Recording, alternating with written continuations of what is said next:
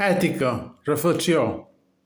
L'ètica intenta respondre a la pregunta com ens hem de comportar per defensar la nostra vida davant la realitat?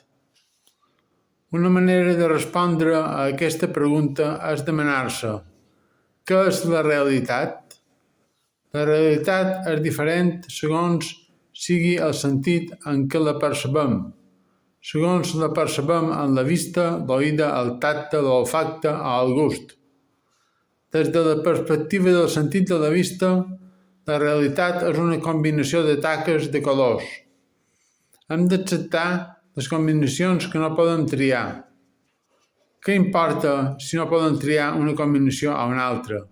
El que importa és la resposta que sí que podem triar a les combinacions que ens toquen i hem de triar, estimar i no odiar les combinacions de colors que ens toquin viure, perquè les taques de colors formen part de nosaltres.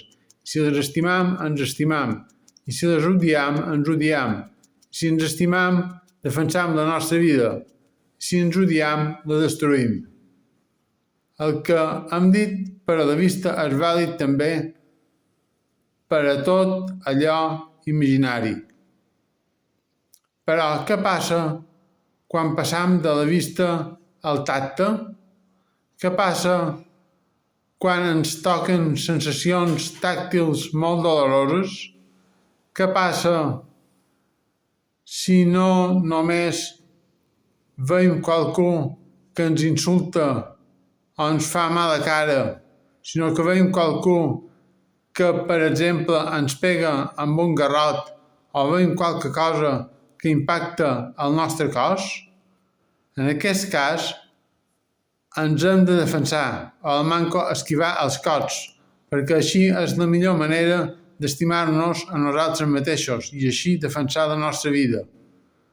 Sempre que puguem mantenir la realitat només en la vista o fins i tot no percebre res, ens serà més fàcil defensar la nostra vida que si arribam al sentit del tacte. Per defensar la nostra vida, a la realitat que només ens afecta la vista, l'hem de procurar estimar, però a la que ens arriba al tacte l'hem d'esquivar o atacar si ens fa mal.